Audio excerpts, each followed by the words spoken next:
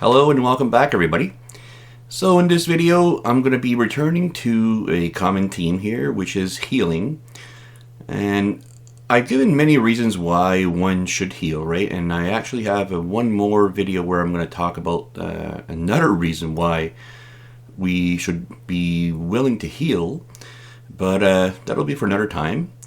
In this video I'm going to be talking about how I go about healing, in a sense, not the healing itself, but more the exploration of what is going on inside of me when I'm not well.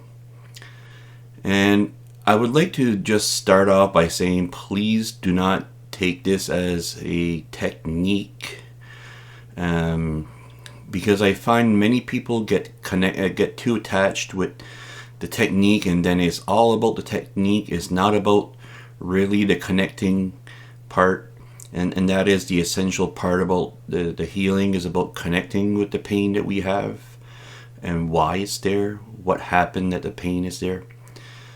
So with that being said, I'm just going to start off by saying this applies in numerous situations, let's put it that way.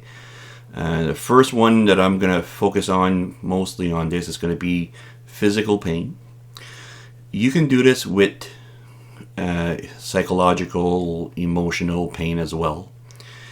And you can also use it as a way of examining when you're not feeling well. So let's say you're in a situation where you're instantly getting frustrated or instantly getting angry.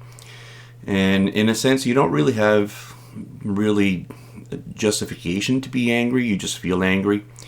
And you can do this technique, or you can do this to connect with why you're feeling the way you are.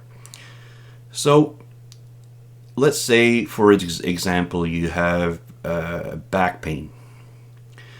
And this back pain keeps on coming back, and then it gets better, and then it comes back again. And it was almost at the same exact spot. The body holds trauma. The body holds emotions and feelings and thoughts, beliefs. And if it's something that becomes stuck, let's say, it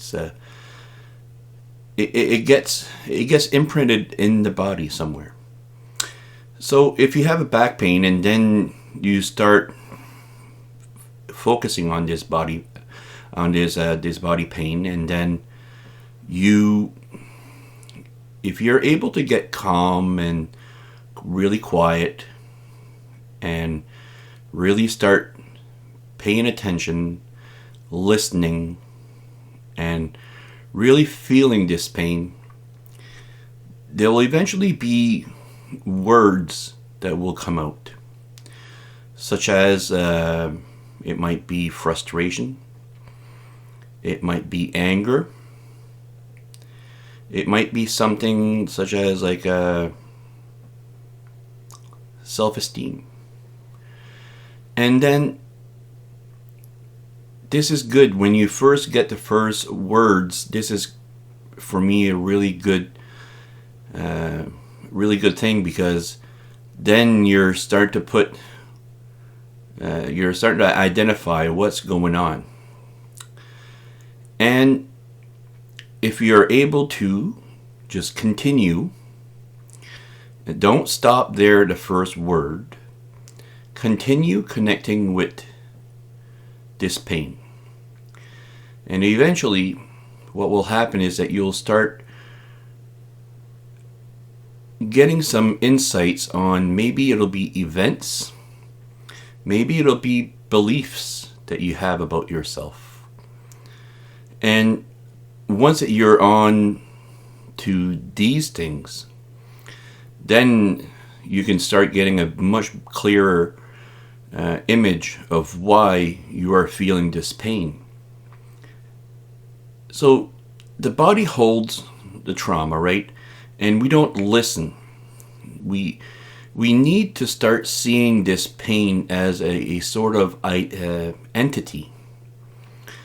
And we need to be in communication, or we need to at least listen, right? Because the reason why it's hurting so much is similar to a child that is throwing a tantrum because we're not paying attention to it. And it won't stop until finally we start listening. So why is a child misbehaving? Well, because maybe you're neglecting them, right? So as this progresses, so let's say the first bit of time you do to explore this pain, you get things such as like anger, frustration, and then you have an event where you didn't succeed in something that you really wanted to do well at.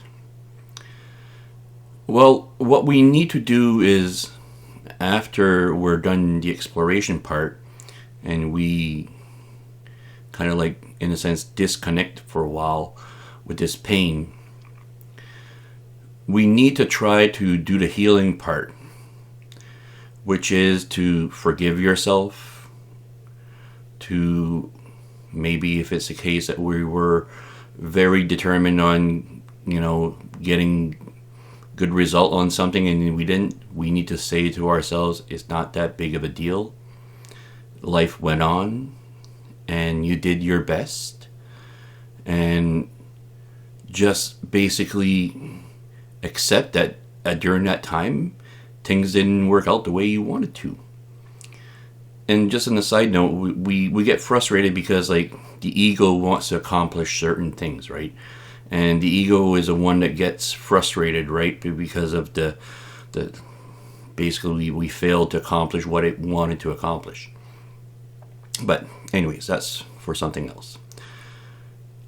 But yeah, so we need to basically start connecting with this pain, to listen. This is vital. We need to start listening. And as we start listening, and then we get these insights on the feelings, the beliefs, the thoughts, the events that happened that created this pain, then we can go about really healing. Because the first part is just like listening. Listening, in the sense, we'll start the healing process. It'll loosen its grip. Let's just put it that way. Because when it comes to pain, a lot of the times it's tension, right? So it's basically something that's is holding on and it doesn't want to let go.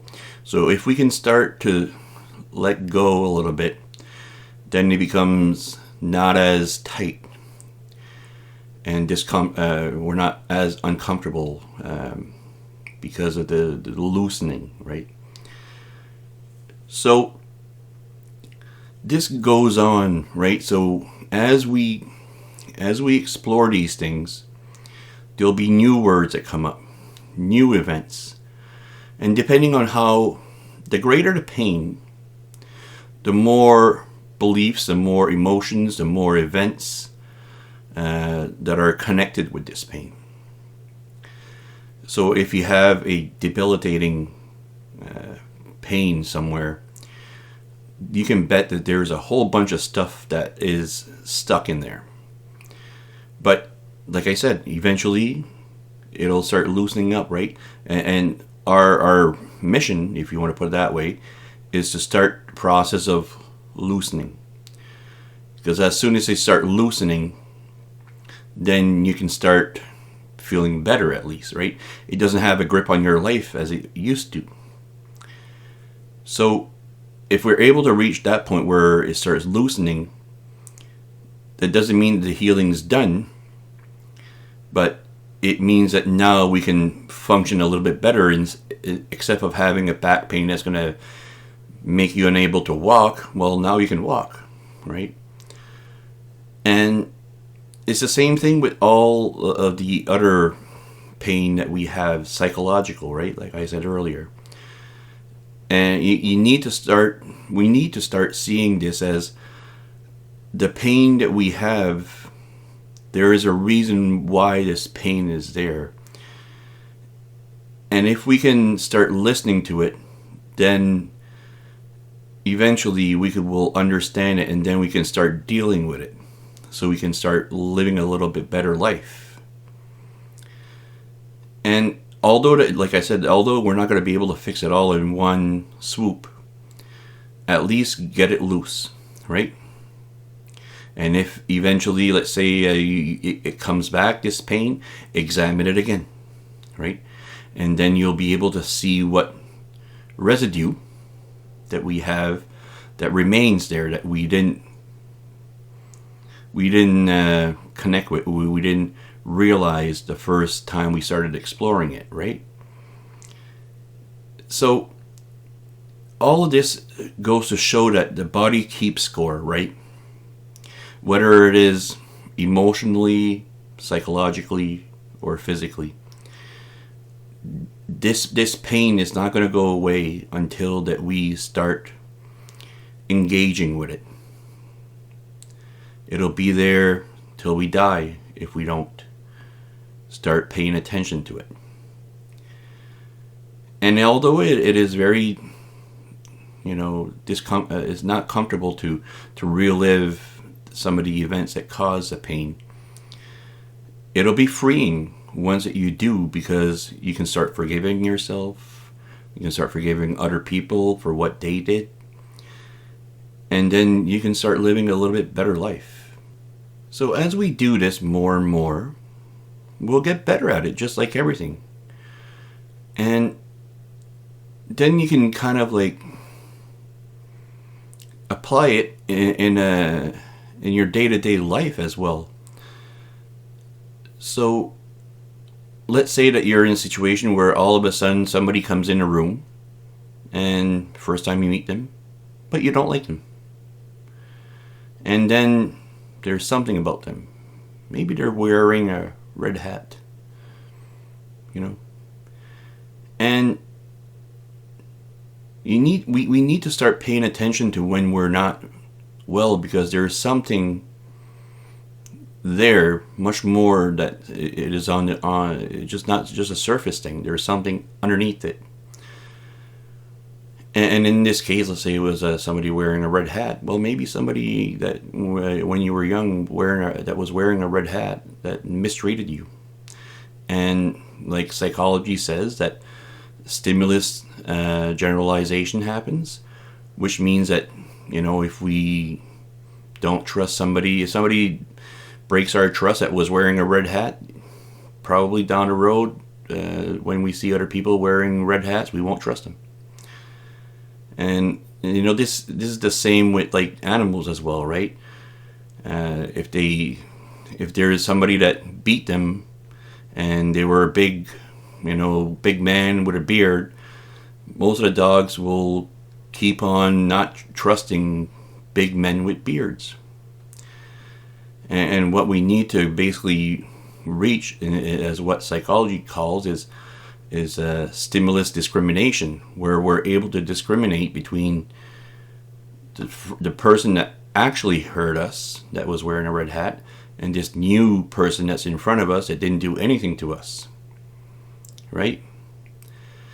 And so we can keep on doing this also for different things too. Let's say you're comfortable hanging around in a small crowd, and you mingle and you have regular conversations with everybody, but as soon as you put yourself in a big crowd, then you become quiet. What's going on there? Why are we comfortable in a small crowd but not in the big crowd? Right? There's something more to this than just the size of the crowd. There's something going on inside of you that makes you feel this way. So if people would be interested in exploring this a little bit more, I would recommend for people that are courageous to try to get in touch with a deep tissue massage therapist. And when they go in the knots in your back, pay attention to when they untie these knots in your back, and see what kind of emotions that come to you, or feelings, or thoughts, maybe even events. This is the same thing that I'm talking about exploring, connecting with the pain, right?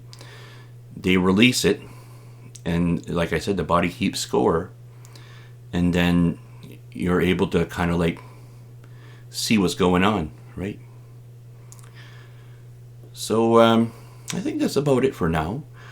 I would encourage people to explore this and to see what is behind the pain that we hold, and to get in communication with it,